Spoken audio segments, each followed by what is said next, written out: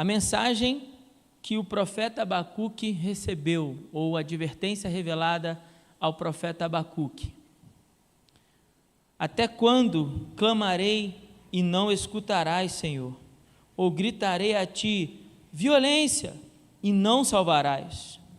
Por que razão me fazes ver a maldade e a opressão? A destruição e a violência estão diante de mim. Também há contendas e o litígio é comum. Por causa disso, a lei se afrouxa e a justiça nunca se manifesta, pois o ímpio cerca o justo, de modo que a justiça é pervertida. Só até aqui, mantenha a sua Bíblia aberta, mas vamos orar novamente. Pai, em nome de Jesus, agora que nós lemos a Tua palavra e vamos meditar nela, Pai, eu peço que Teu Espírito Santo nos ajude a compreensão da Tua palavra e que essa palavra, Deus, possa provocar em nós transformação. É o que nós te pedimos em nome de Jesus. Amém.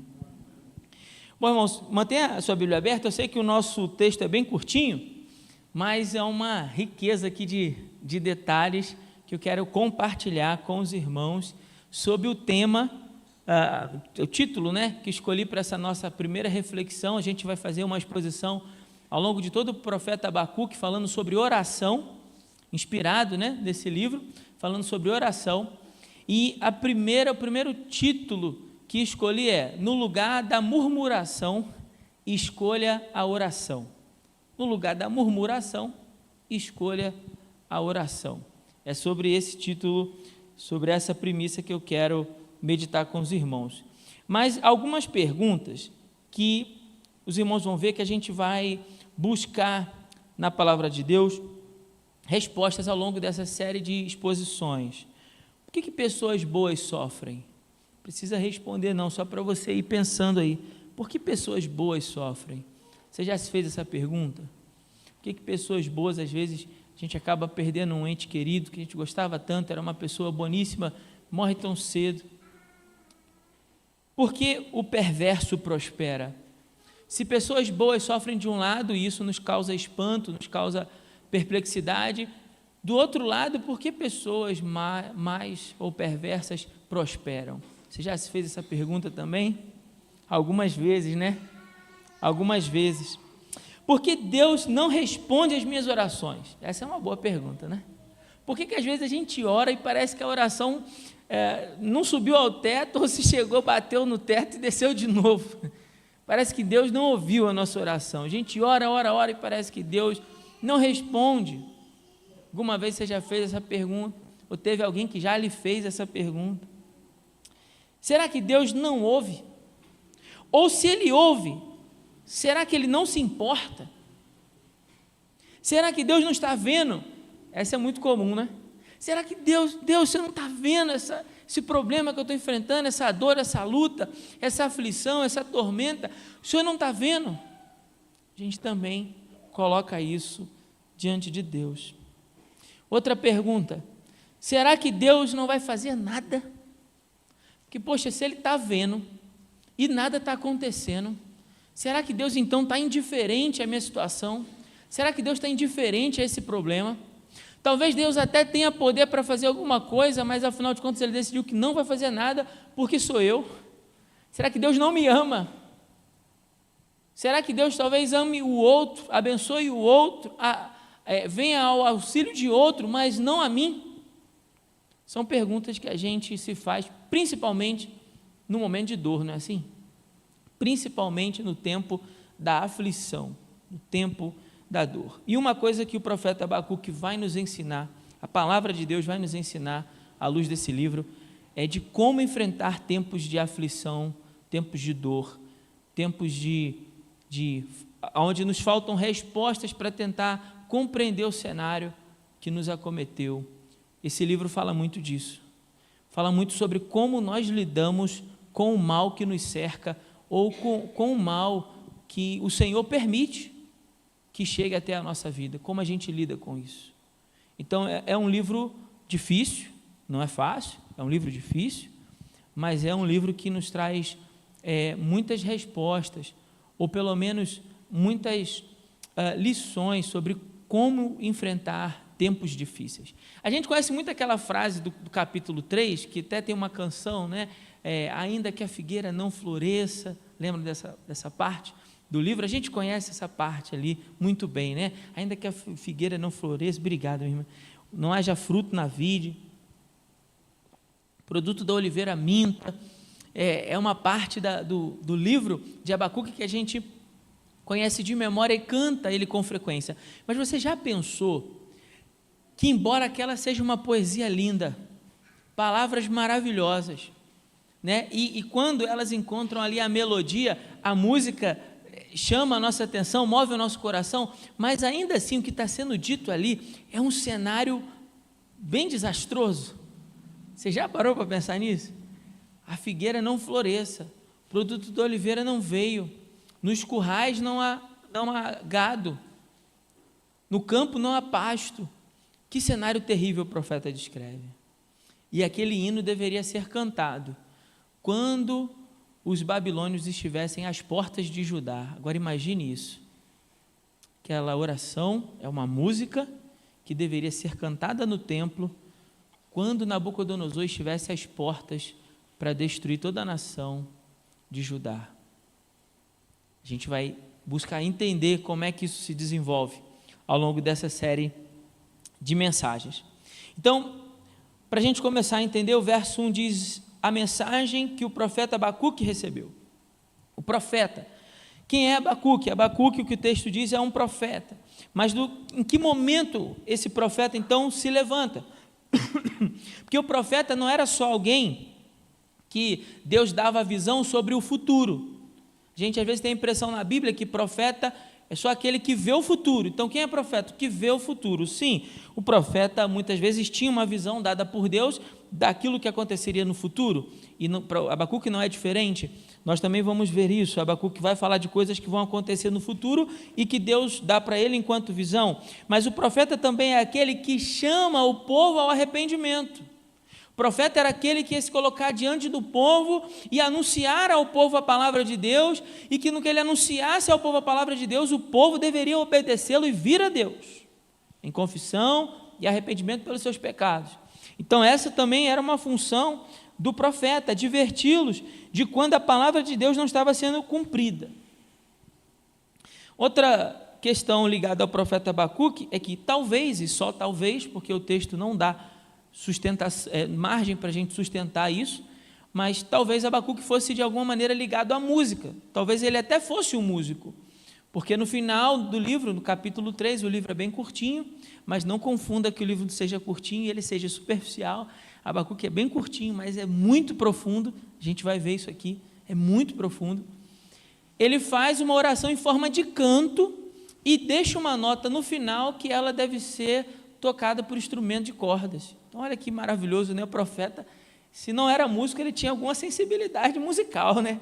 Algum talento musical ali ele tinha, e isso fica também aparente no texto.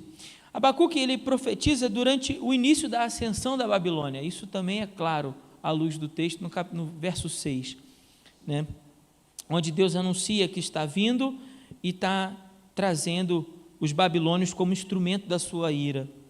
A Babilônia, nesse tempo, está se levantando como nova potência mundial no lugar dos assírios, do Império Assírio.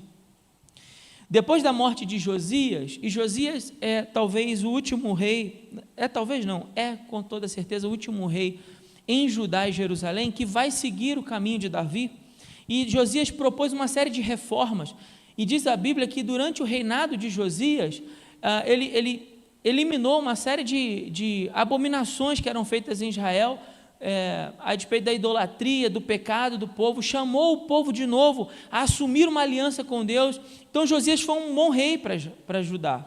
Josias foi um bom rei, mas na morte de Josias, ele é sucedido por 3 filhos e um neto. O rei Joacás, que é deposto rapidamente pelo faraó. O faraó então depois Joacás, levando ele para o Egito, exilado, ele não chega nem a desenvolver o seu reino. Então Joaquim é posto no lugar dele, pelo próprio faraó. E aí, a partir de Joaquim, Judá e Jerusalém entram em declínio, uma espécie de queda livre espiritual. começa-se a cometer todo tipo de pecado, todo tipo de abominação. Então, todo o trabalho que Josias fez ao longo de anos, de décadas, ele é desfeito rapidamente quando Joaquim chega ao poder. Depois dele vem Jeconias, neto de Josias, e por último Zedequias, que é então o último rei de Judá. Quando a gente vai ler Jeremias, o livro de Jeremias, isso talvez fique um pouco mais claro, né? Como esse declínio espiritual de Judá e Jerusalém acontecem. Como é que o povo então entra nessa queda livre espiritual? Embora Abacuque vai dar para a gente também alguma visão sobre isso. Josias havia instituído essas reformas importantes, reformas espirituais em Judá, rompendo, né, com a idolatria dos seus pais, Amon, e do seu avô, Manassés. Porém, logo depois da sua morte, tudo pelo qual ele trabalhou é desfeito rapidamente, e isso não se sustenta. E daí, nós vemos, já no início aqui do capítulo, um cenário que o profeta descreve para nós. Um cenário, um contexto. Eu estou falando essas coisas, irmão, só para a gente poder entender em que momento histórico de Judá e Jerusalém é que Abacuque vai trazer essas palavras, tá certo? Então, já entendido esse contexto dos reis e da depravação e da miséria espiritual do seu povo, o próprio livro indica para nós também parte desse cenário que está sendo vivido pelo profeta. Nós podemos perceber que eram tempos difíceis. Veja só as palavras que são usadas aí, a partir do verso 2, ele fala: violência, maldade, opressão, destruição, contendas, litígio, frouxidão na execução das leis, né? A lei se afrouxa, quer dizer, há sempre um esquema, uma forma de corrupção na lei, falta justiça, corrupção e opressão. Isso também fica descrito lá em Jeremias capítulo 22, a despeito de Joaquim. Olha o cenário que ele está descrevendo para nós sobre o que está acontecendo naquele momento. Ele está vendo isso tudo. Ele diz isso para nós no verso 3. Por que razão, ele questiona a Deus, por que razão me fazes ver a maldade e a opressão? Ele não só está vendo, isso aqui é importante, eu vou falar disso mais à frente, como ele também atribui essa chamada de atenção, essa percepção a Deus. Deus tem me feito ver. Eu vou falar disso mais à frente. Mas o cenário dessas palavras, o que está acontecendo aqui, são provas para nós de que os líderes não obedecem à lei em Israel. É isso que eu quero que fique na sua mente. Abacuque está profetizando num período onde há miséria espiritual no meio do povo de Deus. Se a gente for resumir numa frase, é isso. Estamos juntos? Amém? O cenário é de miséria espiritual. E por que miséria espiritual? Porque os líderes, né, a partir de Joaquim, a começar de Joaquim, não obedecem à lei de Moisés. Então, eles estão sempre tentando escapar do castigo, subornando oficiais e fazendo com que a lei seja esquecida ou ignorada, até mesmo distorcida, né? Ele fala, a justiça é pervertida, ele fala no final do verso 4, dando a entender o quê? Que os líderes estão aceitando suborno para corromper a lei. É disso que ele está falando. Agora, irmãos, cai aqui entre nós. Esse cenário que Abacuque descreve, não é muito próximo do que a gente tem visto por aí? Os juízes julgam corretamente ou a justiça é pervertida, aceitando suborno? Os governantes, os prefeitos, presidentes, enfim, sem paixões políticas, está certo? Sem paixões políticas, independente de qual seja a sua ideologia política, o fato é que o nosso cenário também é muito parecido. Violência, tem ou não tem? Maldade, opressão ao pobre, destruição, contenda, litígio, frouxidão na execução das leis. As leis do nosso país parecem uma piada, elas não são obedecidas. A gente tem passado a se acostumar com o absurdo. Né? Quando eu viajo de férias para o Rio de Janeiro, hoje em dia eu fico, eu é que me escandalizo Antigamente eu contava as histórias e os amigos aqui em Minas é que se escandalizavam, agora eu vou para lá e eu que fico escandalizado. Porque, a exemplo, né, infelizmente, Rio de Janeiro, o carioca se acostumou ao absurdo e se tornou insensível às coisas. Então, com o passar do tempo, isso também vai acontecendo conosco, irmão, não se engane. Com o passar do tempo, a maldade que nos cerca, a corrupção que nos cerca, o pecado que nos cerca, ele vai nos tornando insensíveis. Isso vai acontecendo conosco. A gente tem vivido um momento, por exemplo, na história da igreja, onde há uma frouxidão na fidelidade às Escrituras. Começa a se negociar princípios bíblicos. Começa a se negociar verdades bíblicas. Na tentativa de quê? Na tentativa de adequar o modo de vida do mundo e talvez, entre aspas, tá, gente? Não estou dizendo que eu acredito nisso, não. Mas pensam alguns, se nós afrouxarmos um pouco daqui, talvez o mundo afrouxe um pouco de lá, e em algum momento a gente consiga se harmonizar. Mas não há harmonia entre luz e trevas. Não há harmonia possível entre luz e trevas. Mas nós vivemos um tempo onde há frouxidão também nos princípios bíblicos. Veja, o cenário que Abacuque descreve não é tão diferente de um cenário dos nossos dias. Não é tão diferente. Mas então, qual é a decisão de Abacuque? A decisão de Abacuque, ela é evidenciada no verso 2, na parte A, quando diz assim: até quando eu clamarei e não escutarás, Senhor? Isso mostra que Abacuque decidiu o quê? Orar. Ele decidiu orar. Qual foi a sua decisão? Ele orou, mas parece que Deus não ouviu. Ele diz, clamarei. E o que é clamar? É pedir socorro. Me ajuda. Mas parece que Deus não está ouvindo o profeta. Então, ele usa uma outra expressão, ele diz assim, ou gritarei. E no hebraico aqui, no original, a expressão é chamar o clamor de um coração perturbado. Ele começa a ficar angustiado e sobe o tom, vamos dizer assim, ele sobe o tom. É como se ele estivesse orando, e à medida em que ele vai orando por esse cenário terrível de corrupção social, de corrupção política, de corrupção espiritual no meio do seu povo, a maneira que ele vai orando por essas questões, aquilo vai aumentando a angústia dentro dele, vai perturbando ainda mais, vai deixando ele ainda mais aflito. E ele começa a questionar, será que Deus não está me ouvindo? Será que Deus não está se importando com a minha oração? Eu estou aqui clamando, eu estou aqui orando, eu estou de joelhos dobrados, eu estou chorando diante do Senhor, será que Deus não vai me ouvir nunca? Será que Deus não vai responder a minha oração? Será que Deus não está vendo isso? A maldade no nosso meio, a maldade perto de nós, nos cercando, o ímpio prospera, os justos sofrem opressão, será que Deus não está vendo? Será que Deus não vai fazer nada? Percebe? O profeta, ele está indignado, ele está queixoso, mas essa indignação, essa queixa, é uma indignação santa. Olha só que interessante aqui, uma observação, é meio óbvio, mas é importante falar, às vezes até o óbvio. Veja que a oração do profeta, ela não é uma oração sobre ele. O clamor do profeta não é sobre os seus problemas.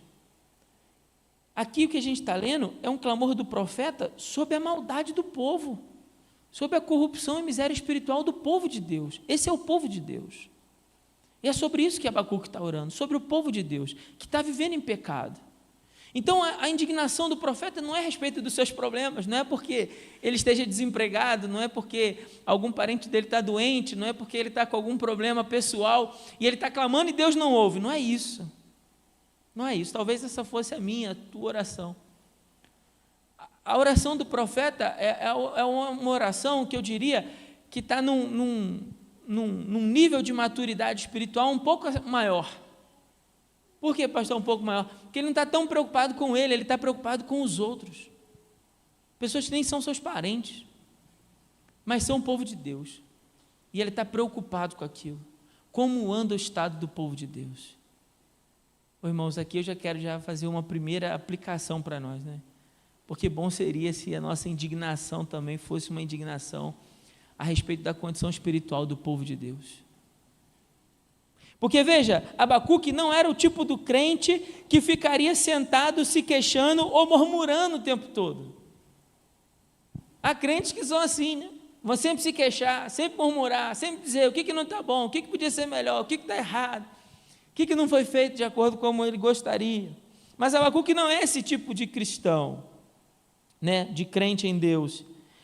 Abacuque, ao examinar a terra de Judá, ao observar o cenário espiritual do seu povo, ele se viu enfrentando um problema sério, e não é um problema só meu, é um problema do povo de Deus, e o problema do povo de Deus é também o meu problema, percebe? E então o que ele faz? Qual é a coisa certa a fazer? Murmurar? Preparar um sermão para ser pregado na sinagoga, no sábado, né? Para chamar a atenção ali, um sermão encomendado, sabe? Vou subir lá no púlpito, deixa eles comigo, só que aí vão ver uma coisa, vou subir lá no púlpito, no sábado, na sinagoga, e vou puxar a orelha de todo mundo, começando pelo Joaquim, pelo rei Joaquim. Ele faz isso? Não. Ah, não, já sei, vou reclamar com o sacerdote, vou reclamar com os levitas, vou reclamar com o povo lá do templo, que eles estão fazendo um trabalho certo, não, eles deviam estar corrigindo melhor esse povo está fazendo uma bagunça danada, ninguém está obedecendo a lei, vou puxar a orelha deles lá e vou preparar esse sermão aqui para fazer isso. Também não. Ele ora, irmãos, e é o momento onde a coisa certa a fazer é orar, e ele vai orar. Veja que Abacuque tem uma maturidade espiritual muito grande. Então ele leva aqueles problemas que ele vê, não só que são problemas do povo, são problemas dele também, e ele leva esses problemas ao Senhor em oração. Ele começa a orar ao Senhor por esses problemas. Até quando clamarei e tu não me escutarás? Ou gritarei violência e não me salvarás? Por que razão me fazes ver a maldade e a opressão? A destruição e a violência estão diante de mim, também há contendas e o litígio é comum. Por causa disso, a lei se afrouxa e a justiça nunca se manifesta, pois o ímpio cerca o justo de modo que a justiça é pervertida. Ele está se queixando, ele está reclamando, mas é com Deus. É uma reclamação, pastor? É, mas é uma reclamação com aquele que pode mudar todas as coisas. É reclamação com a pessoa certa. Então ele reclama, há uma indignação no profeta. Por essa razão me fazes ver a opressão. Isso para mim indica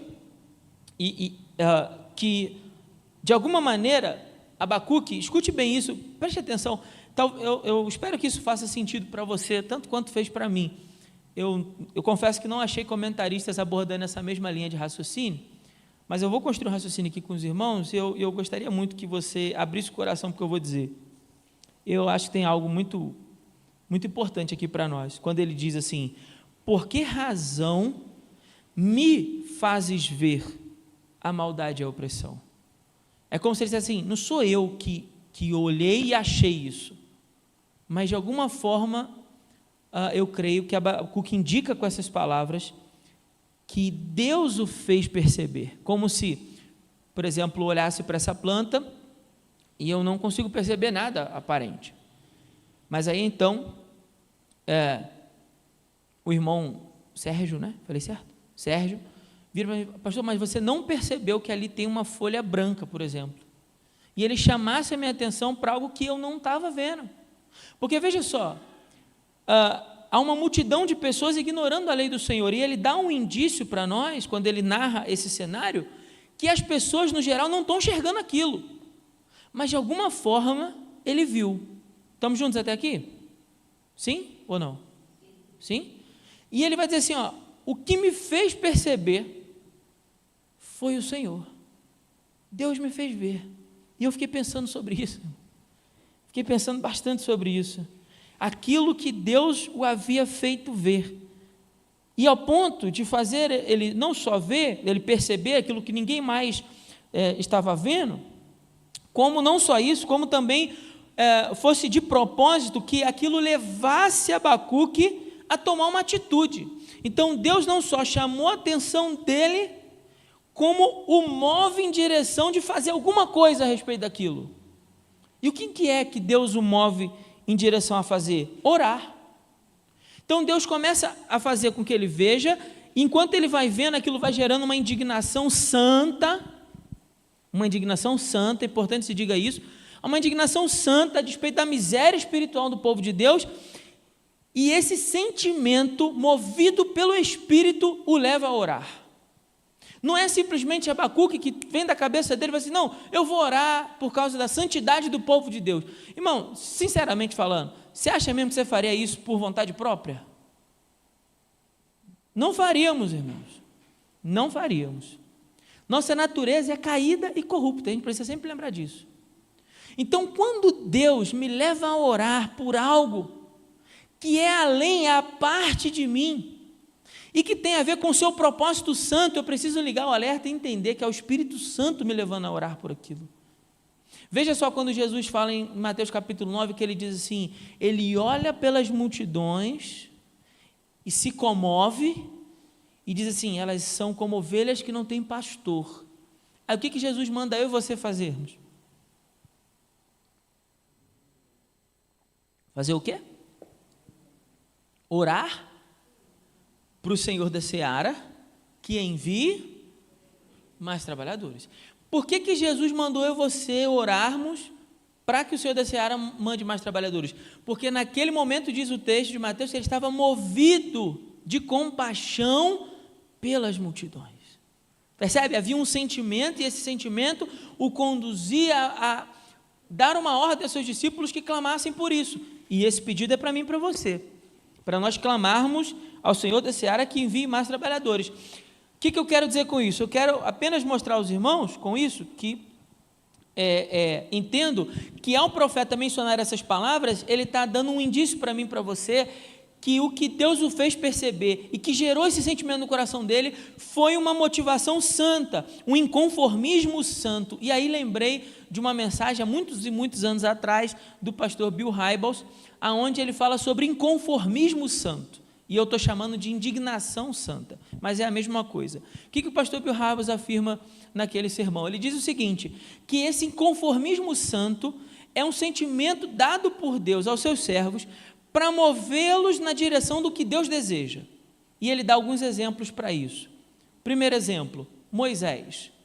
Quando Deus quis usar Moisés a fim de libertar o povo do Egito, do povo de Israel do Egito, o que ele fez com Moisés? Ele gerou em Moisés um inconformismo santo que fez ele olhar para o egípcio maltratando o judeu, maltratando o hebreu, e fez o que com o egípcio? Ele matou o egípcio. Aquela indignação que o Bill Hybels vai chamar de inconformismo santo o leva a atacar o egípcio. Depois ele dá um outro exemplo, ele fala de Davi.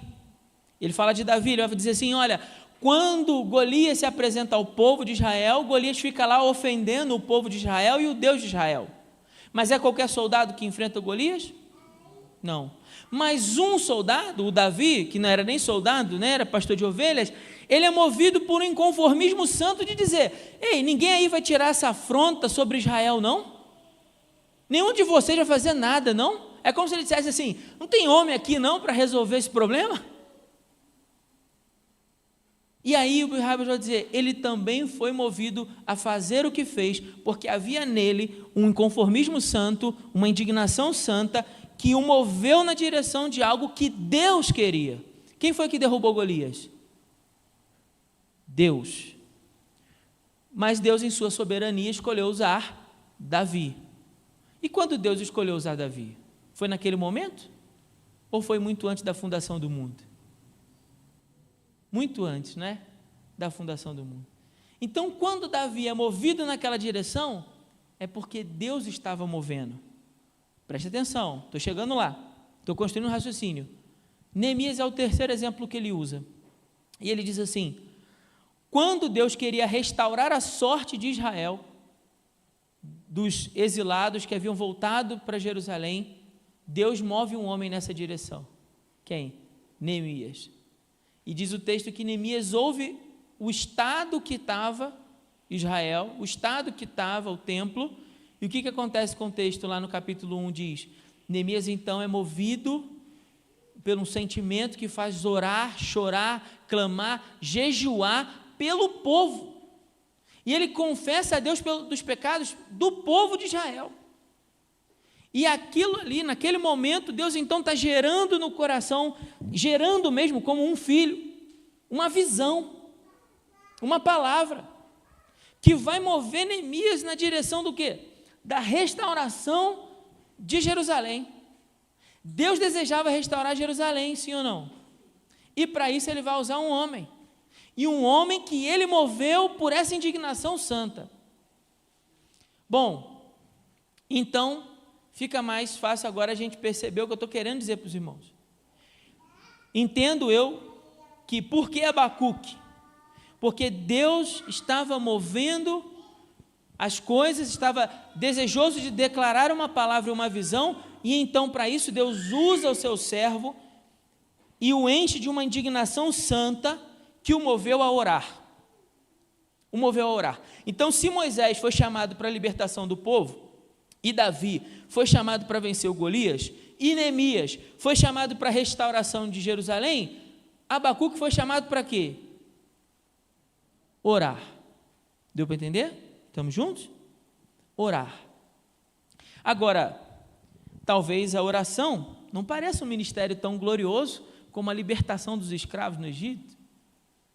A oração talvez não pareça um ministério tão glorioso como vencer o gigante Golias, ou a reconstrução de uma cidade, mas isso não quer dizer que não seja importante igualmente aos olhos do Senhor. Dá para entender onde eu quero chegar? Importante. Homens e mulheres que Deus move a oração, através de uma indignação santa a respeito da condição do povo dele, e então Deus concede uma palavra e uma visão a esses homens. É isso que a gente vai ver no livro de Abacuque. Um homem que Deus moveu de uma indignação santa, e esse sentimento o conduziu a fazer uma coisa tão importante quanto pregar, tão importante quanto cantar, tocar, tão importante quanto Moisés fez, tão importante quanto Davi, Neemias e tantos outros. Foi um homem que orou ao Senhor, clamou ao Senhor. Bom seria que no nosso tempo Deus também despertasse homens e mulheres dispostos a orar, homens e mulheres desejosos da oração. Irmãos, eu vou precisar de mais 5 minutos, mas eu prometo, estou acabando, mas eu preciso de mais 5 minutos dos irmãos. Eu quero ler, faço questão de ler para os irmãos, 3 parágrafos apenas, mas de um livro que mudou a minha vida de oração, e eu quero compartilhar com você, porque eu acredito também possa contribuir com a sua vida espiritual. No mesmo tempo que em março desse ano, que eu comecei a fazer as meditações em Abacuque, Deus me fez conhecer esse livro que eu não conhecia. O livro chama Por que Tarda o Pleno Avivamento, de Leonard Ravenhill, um livro fantástico, um livro muito pequenininho, mas maravilhoso, e um livro que nos convoca a orar, a buscar a Deus em oração. E há um momento no capítulo 2 que o autor escreve assim, preste bem atenção: embora a igreja seja pobre sobre muitos aspectos, é mais pobre ainda na questão da oração. Contamos com muitas pessoas que sabem organizar, mas poucas dispostas a agonizar. Muitas que contribuem, poucas que oram. Muitos pastores, pouco fervor. Muitos temores, poucas lágrimas. Muitos que interferem, mas poucos que intercedem. Muitos que escrevem, poucos que combatem. Se fracassarmos na oração, fracassaremos em todas as frentes de batalha.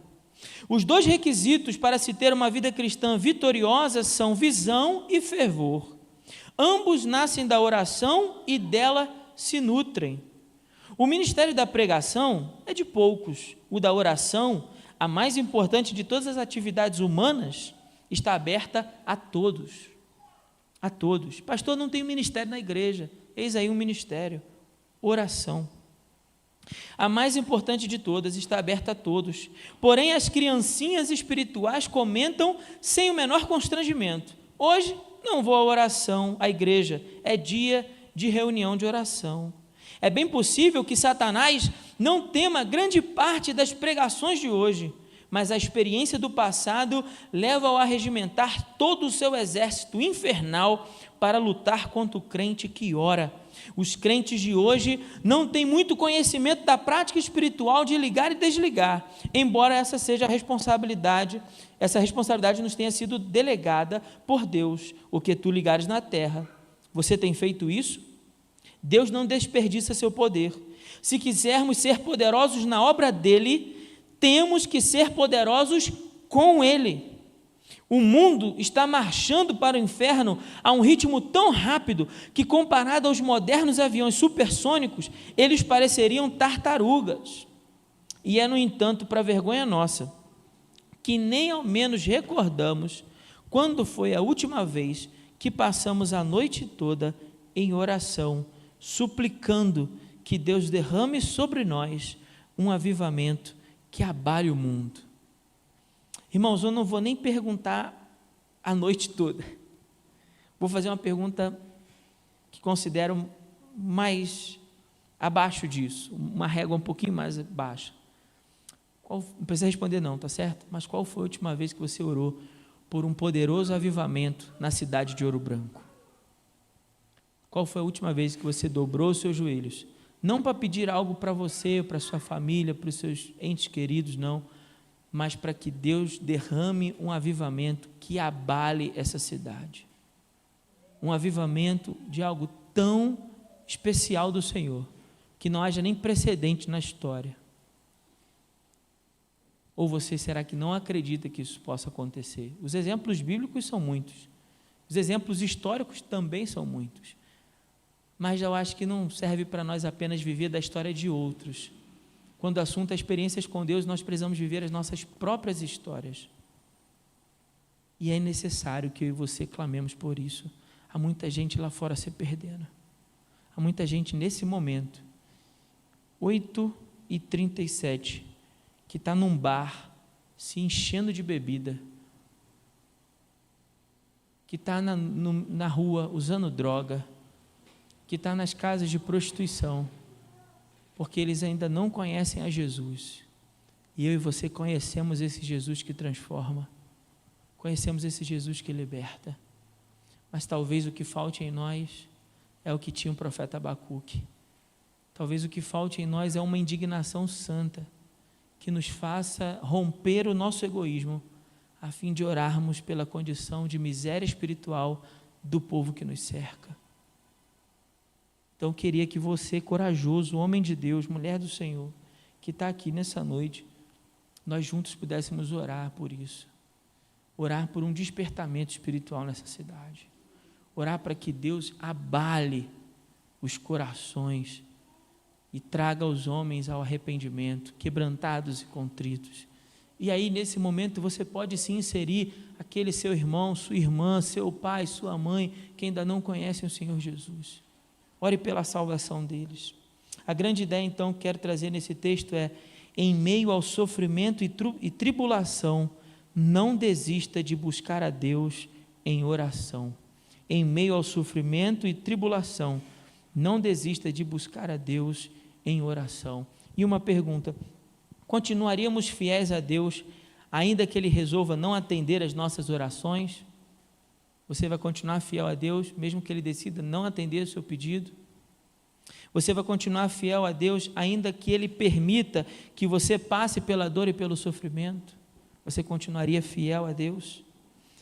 Amado irmão, transforme a sua queixa em oração, não em murmuração. Murmuração não ajuda em nada. Murmuração ainda nos induz a pecar. Já a oração de um justo, diz a Bíblia, pode muito em seus efeitos. Murmurar transforma você em alguém amargurado, alguém ressentido com a vida. Já a oração muda os seus pensamentos e sentimentos. A oração muda você na direção daquilo que Deus deseja. Como Jesus disse: Pai, se for possível, afasta de mim esse cálice, Todavia não seja como eu quero, mas sim como tu queres. Seja feita a tua vontade, Mateus 26, 39. Murmurar deixa você preso no aqui e no agora e no passado, nas tempestades da vida. Já a oração nos conduz a um estado de fé mais elevado, capaz de enxergar além das circunstâncias, além de nuvens escuras e espessas, um céu azul a brilhar acima das nuvens. Isso que faz é a oração. Eu e você precisamos orar, irmãos. É isso que eu quero dizer nessa noite. Eu e você precisamos clamar. Eu e você precisamos ser visitados pelo Espírito Santo de Deus, que nos mova à oração. Você já pediu a Deus para orar mais? Já pediu a Deus para ler mais a Bíblia? São bons pedidos.